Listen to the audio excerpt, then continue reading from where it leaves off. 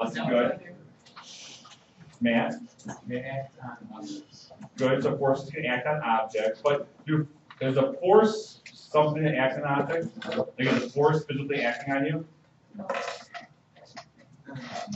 Well, think about that. Force is with you. Force is with you and with you. Yeah. Anything else you know about forces? Motion in newtons. Newton's good.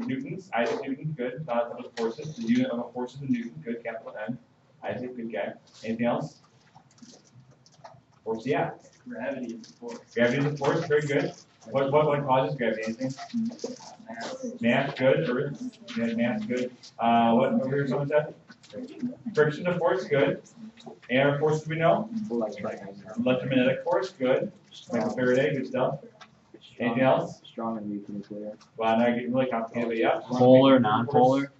Polar, non-polar, no. That's a good try though. That doesn't really apply to force at all. Just polar, non-polar. Polar is like when you have something that has two halves to it, like you have a polar molecule, it's neutral but it's a positive and something like that. Polar force, but I guess that's not real. No. For a force is a vector. What's it mean to be a vector? And the direction and the size. The arrows will probably be involved here again. Matt? Forces are present everywhere. Present everywhere. Good. Metachlorians. Good stuff. Anything else? Star Wars reference. Case. Start with that. Don't watch Star Wars. You should watch Star Wars. Mr. Reed is a smart man. Anything else? Forces? All right. Well, good stuff. So let's talk about forces here. If they ever use this, what, Joe? Okay. I thought you said something. No, okay. You ready? Ready, Pat? Stop laughing. Stop. I don't know way of saying be quiet, but there's a different way. In a nice way. And focus. All right, here's. Did I make this? No, I fixed it with tape, but I didn't make this. I bought it in a store. I didn't buy it, but someone bought it at a store. It came in a box. I opened the box, put batteries in. And then someone dropped it and then tape. Okay. I think there's some questionable table arrangements again, but those are the same people that are involved in the questionable table arrangements. So let's see what happens. So this is an air pump. You turn it on, air comes out. So it's going to go on death. So why would I want to do that? Why would this be important to me? So we're hopefully going to eliminate the friction as much as we can. We can't really shoot over the floor in ice, and so we have to kind of create our own little hovercraft here. So we're going to try and reduce this thing called friction. And the friction of our forces, we'll define that momentarily. So this is an air puck. Is the air puck going to start moving? No. Why not? No force is active upon it. Are there no forces on it? Gravity's not functioning? Gravity's functioning. Okay, so there's forces on it, but objects don't just randomly start moving, right? That's just all of a sudden, right? It's going to sit there, correct? Yeah, it's like us. We're all lazy. This thing's lazy. If we're sitting still, we don't really want to move, right? We want to stay in our lazy recliner and chill. And so the same thing with any other object in the universe. And so we can say something very simple like objects at rest. Objects at rest do what? Slow down. Right now, let's say objects at rest remain at rest. All of you scrounging for your notebooks. Maybe you can do that when class starts. That'd be awesome. Objects at rest remain. Good job, Julia. I wasn't talking to you though at that time because you were at the top of the game already. So objects at rest remain at rest. And there's a little more to that, but we'll stop there for now. There's a name for this property of an object. Anyone know what that name is? Inertia. Very good. It's an I word. Your capital I. Inertia. Very good. Inertia is an object's tendency to resist a change in motion.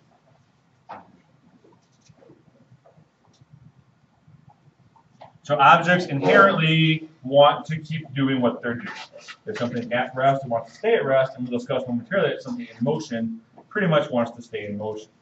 So that's inertia, object's tendency to resist a change in motion. What affects how much inertia we have? Anyone know? Friction. No, not friction. Mass, good. So inertia is related to our mass, and so they're pretty much not necessarily the same thing, but inertia and mass are proportional. The more mass you have, the more inertia you have, and so the heavier you are, again, the more likely you are to stay in motion. Again, a fat guy is more likely to stay at rest than a skinny guy. It's just the way it is. Inertia is very similar to another word called momentum, but not the same thing. Conceptually, there are a lot of similarities, but they're not the same. So we want to make sure we use the word inertia when we mean inertia, and momentum when we mean momentum. Don't interchange the two, as we'll often be tempted to do. So objects at rest, remain at rest, and then there's inertia. Questions so far? Wait, so the fatter guy would be most likely to not move? If he's at rest, he's more likely to stay at rest. And if he's moving, he's more likely to stay in motion. That's inertia. So there's a higher inertia. Correct. Okay. More mass, more inertia. The two things are proportional, mass and inertia. We can't really quantify inertia other than mass, but not like a unit or an equation for inertia. It's more of a concept than anything else. Great. So we said this puck's sitting here, right? There's a puck on the table. That's pretty exciting. And we said, Jason said there were no forces, and then he rescinded his statement because he realized there were forces on there. What forces are on that puck right now? Yeah, are there any? Gravity. Gravity, great. So before we define what gravity is, do we know at all what a force is? Can someone define the word force? I can't define force without using force in the definition. Well, then you can't do it. I just can't do it. Okay, Matt. Something that applies pressure on another thing? Something that applies pressure. Now, my problem with that is that the pressure, by definition, is defined by force. So you're being circular because pressure is force over area. That's a good try, though. Pat? Push your pole in a given direction. Push. Well, let's say push or pull. That's a good definition for 5th grade. But that, and for 80%, and that wasn't meant as a slight at all. It came out the wrong way. And that's good for. Yeah. Sorry, I should say that's the definition you're probably given in 5th grade. That's a good definition to have. And it'll work for about 80% of what we're going to do. We want to be a little bit more scientific about this. And so, can anyone else think of another way, using a little more science? Matt was on the right track. Just using the word pressure maybe doesn't help us out because pressure is defined by force. Can anyone think of another way you could define force? Let's do it. Matt, can you tell me what you said again? I don't remember. Something applying pressure or something else, is that what you said? Yeah, something applying pressure on another thing.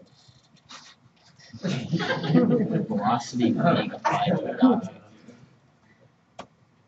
What did you say, Jason? Velocity being applied to an object. How do you apply velocity? I'm being serious.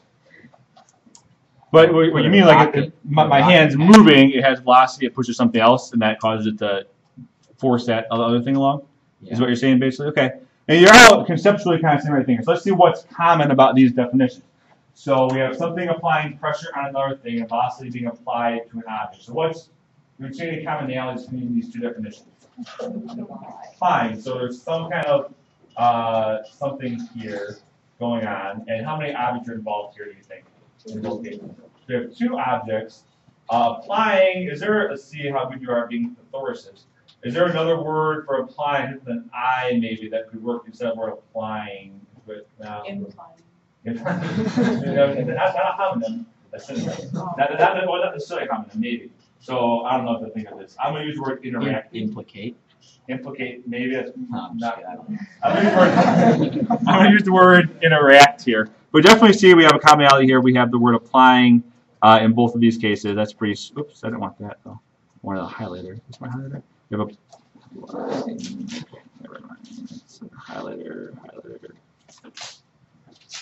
Yeah, we have applying is the same in both, and then we have, we said there's two objects. So let's see if we can get that into a definition. I lost my highlighters up there.